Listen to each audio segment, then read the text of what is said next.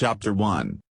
The troopers at State Police Barracks 12 had been on high alert ever since the Intel office had reported an uptick in activity among the syndicate's lower-level pushers. They seemed to suspect that Zenith, their underworld master, had something in the works and they were being left out in the cold. Zenith was the mysterious head of the syndicate that ruled Northern Virginia's criminal world. Captain Brodin watched his fellow troopers scramble to put the pieces together only to find that they knew about as much about the new operation as the pushers they were investigating. They knew nothing. Brodin was one of the few people in the world that knew that the cold, calculating, and ruthless Zenith was really meek and mild Howard Omega, the investor. Officially, Omega ran an honest brokerage office and made sure that there was no evidence against him. But that did not stop Brodin from secretly continuing his investigation into the consultant and his other persona.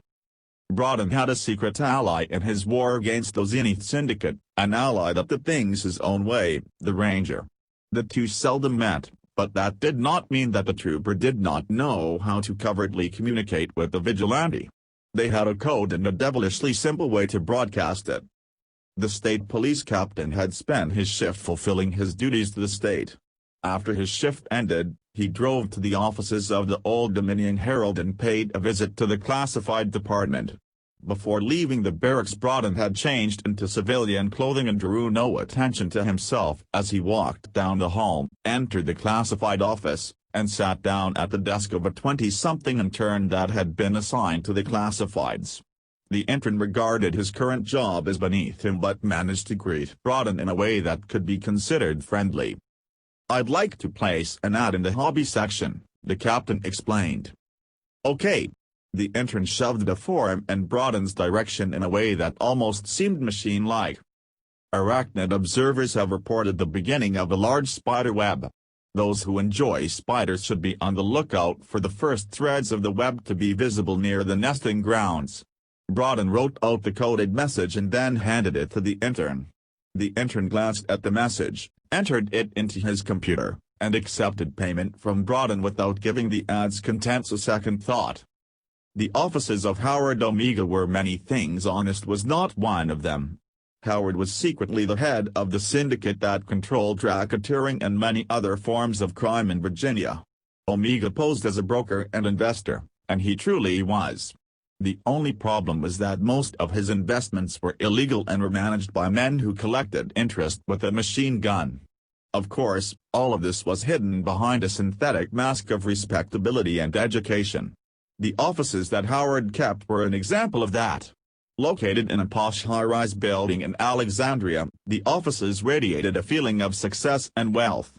The thick carpet and mahogany furniture screamed it. Seated behind a glass-top steel desk that had been designed by an internationally renowned steel sculptor, Howard Omega sat ready to embark on his next adventure. He was a tall, thin man dressed in a pricey Italian suit. Omega was in his 40s with a head full of wavy brown hair and eyes that were able to hide a soul that was as dark as midnight. Howard had just finished proofreading the contract on his next great business venture and had paused to reflect upon it when one of his minions entered the room carrying a cardboard box. "Your package came," the man grunted as he walked toward Omega. "Excellent. Place the box on my desk," Howard instructed. Howard quickly stood up and eagerly opened the box. After fishing around in the styrofoam peanuts, he gently lifted out an antique radio microphone and placed it on his desk. He then reached back into the box and lifted out an antique Philco home tabletop radio and placed it next to the microphone. After pausing to remove any peanuts that had clung to the radio, Omega sat back down and took the time to admire his newest toys. A childlike smile crossed his face as he picked up the microphone and examined it. Omega's smile faded when one of his underlings nervously entered the room. "What is it?" he snapped.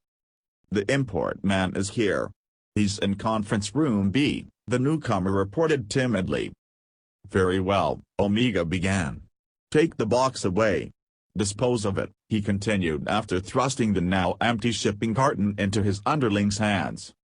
Omega then quietly exited his office through a back door, traveled to a private elevator, and pressed the button marked 2.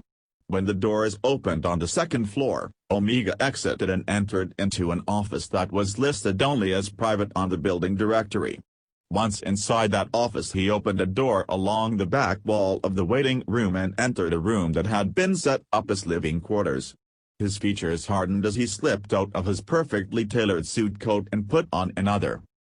With practiced precision, Omega selected another suit coat from the closet. This coat was of a matching cloth to the suit that he was currently wearing, but it had been tailored to round his shoulders, and padding made it appear that he had a hunched back.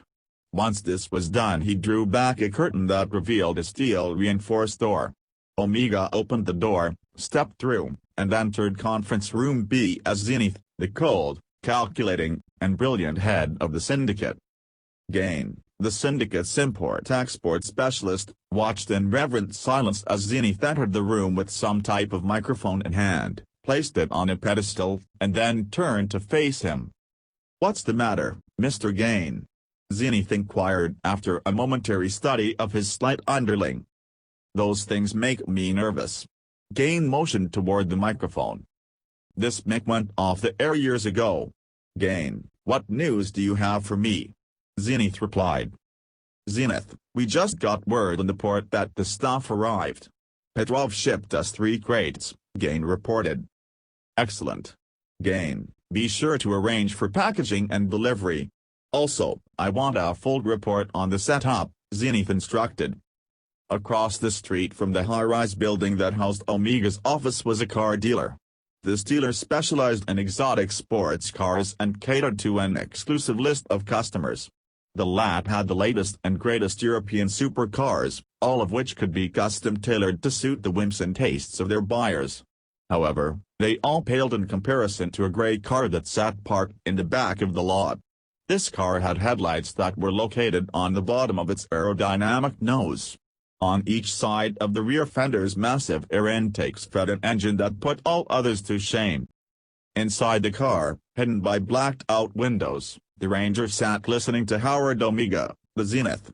The Ranger had bugged Omega's antique microphone, and it now broadcast every word that was spoken. The Ranger knew that Omega had brokered a deal on some type of old Russian surplus. Zenith had little interest in consumer goods, so the vigilante assumed that the products in question were either weapons or drugs. When the bug's broadcast indicated that Zenith had left the meeting, the Ranger left too.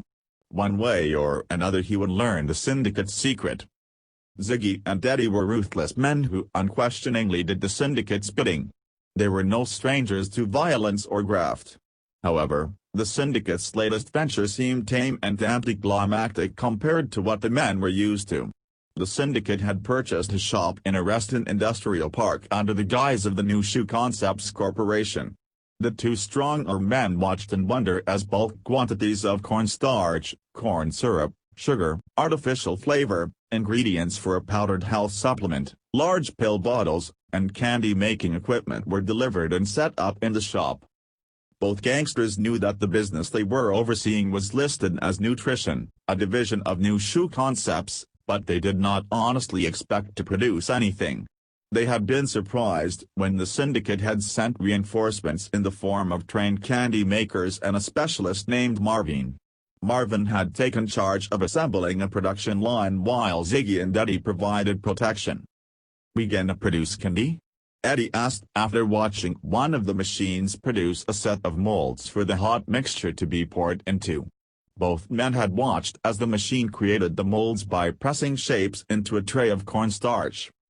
"You got me, but Zenith has not steered us wrong so far," Ziggy replied. "Good news. It has arrived," Marvin proclaimed happily. Ziggy and Eddie turned and found Marvin removing bottles from a box. When he tossed the cardboard box in the trash, 3 3-liter bottles sat on the counter. The bottles were plastic, semi-transparent, and a powder could be seen inside of them. The bottles featured labels written in Russian except for the letters Hive and chemical names. "Hive, what's that?" Ziggy inquired. "We selling snow?" he added. "Nothing so crude. This is both unimagined by the law and untouchable. Heck, it's even legal," Marvin answered. "Will the stuff bring in cash?" Eddie verbalized the question that was on both gangsters' minds. When the stakes hold, people will want franchises, Marvin stated, and then turned his attention toward the bottles.